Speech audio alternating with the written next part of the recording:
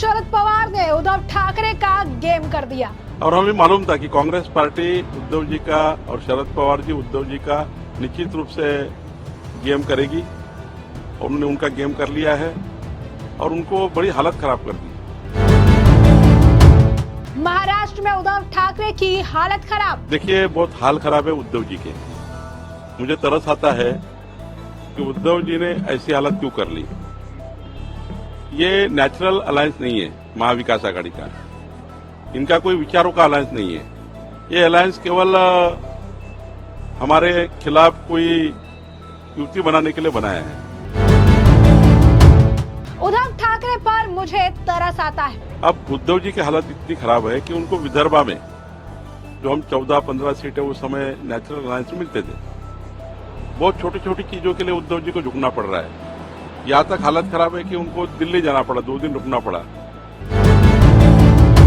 महाविकास आघाड़ी पर बीजेपी का बड़ा खुलासा। मुख्यमंत्री बनाने के लिए तैयार थे उद्धव जी को, उन्होंने विड्रॉ कर दिया।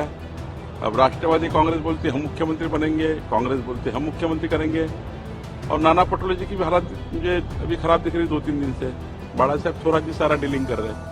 महाराष्ट्र में 20 तारीख को वोटिंग और 23 को रिजल्ट आने वाले हैं और इससे ठीक पहले एक तरफ महायुति है जो लगातार बैक टू बैक अपने उम्मीदवारों के नाम की घोषणा कर रही है, बैक टू बैक लिस्ट जारी कर रही है, तो दूसरी तरफ महाविकास आघाड़ी में अभी भी सीट बंटवारे पर जो सहमति है वो नहीं बन पा रही है।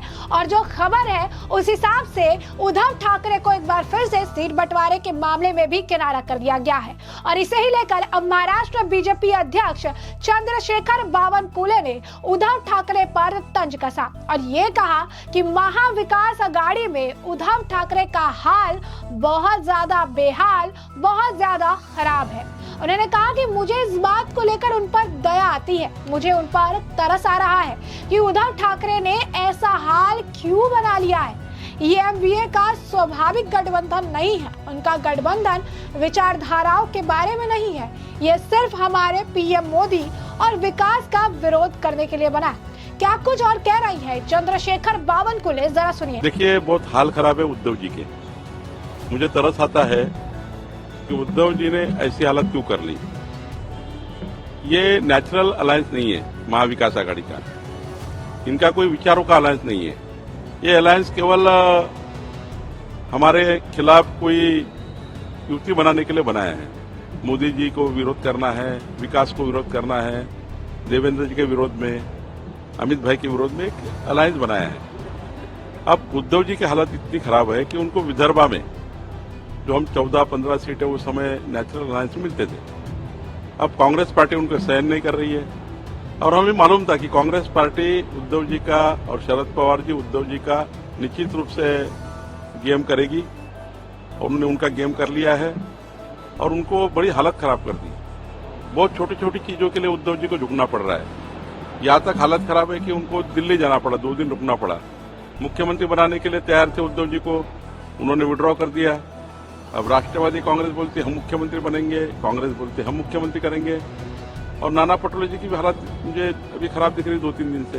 बाला साहब थोड़ा जी सारा डीलिंग कर रहे हैं। तो मुझे लगता है ये सब जो चल रहा है ना, उद्धव जी को अगर वो बात याद होती कि बाला साहब ठाकरे जी ने कहा था, हिंदू सम्राट बाला साहब ठाकरे जी ने कहा था कि भाई जिस दिन मुझे कांग्रेस से घर जाना पड़ेगा उस दिन पार्टी बंद कर दूंगा।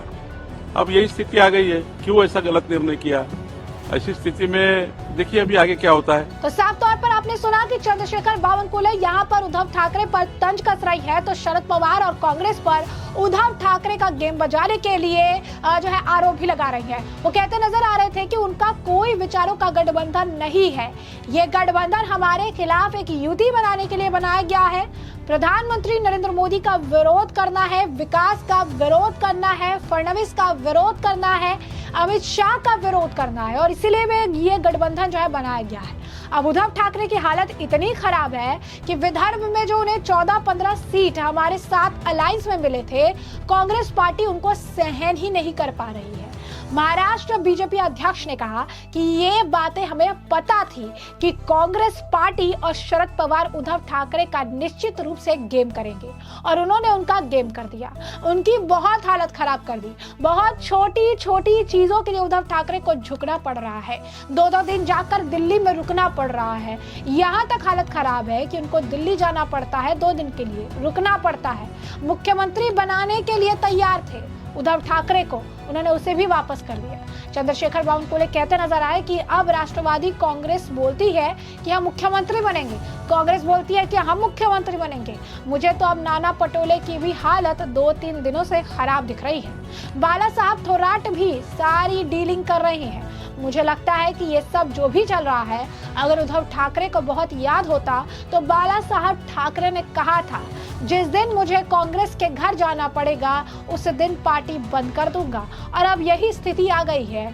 क्यों ऐसा गलत निर्णय किया, देखिए आगे क्या होता है। तो अब देखिए किस तरीके से यहाँ पर बावनकुले जो है वो साफ तौर पर उद्धव ठाकरे पर तंज कसते नजर आ रही है कि उद्धव ठाकरे की हालत जो है काफी ज्यादा खराब हो चुकी है। उद्धव ठाकरे को अब दर दर भटकना पड़ रहा है, तबीयत ठीक नहीं है, कैंपेन नहीं कर पा रही है, सामने आकर बयान नहीं दे पा रही है, लेकिन अपनी कुर्सी बचाने के लिए, अपना ओहदा बचाने के लिए, अपने आप कह सकते हैं पार्टी के नेताओं को दिलाने के लिए उन्हें 2-2 दिन जाकर दिल्ली में रहना पड़ रहा है। पहले बावनकुले ने एक और बयान दिया था जिसमें उन्होंने ये कहा था कि पहले सीट बंटवारे को लेकर या किसी चर्चा के लिए लोग मातोश्री आते थे, लेकिन आजकल उद्धव ठाकरे को दिल्ली जाना पड़ता है, दर दर की ठोकरें खानी पड़ती है।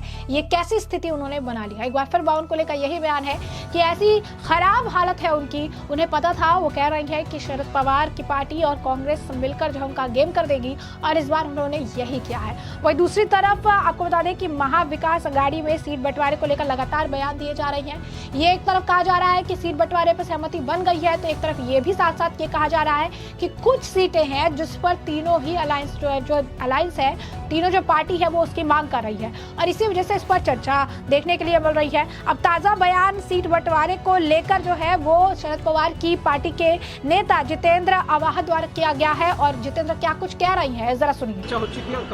95% सीटों के ऊपर चर्चा हो चुकी है और अभी से लेके कभी भी पत्रकार परिषद बुला के उसको जाहिर किया जाए।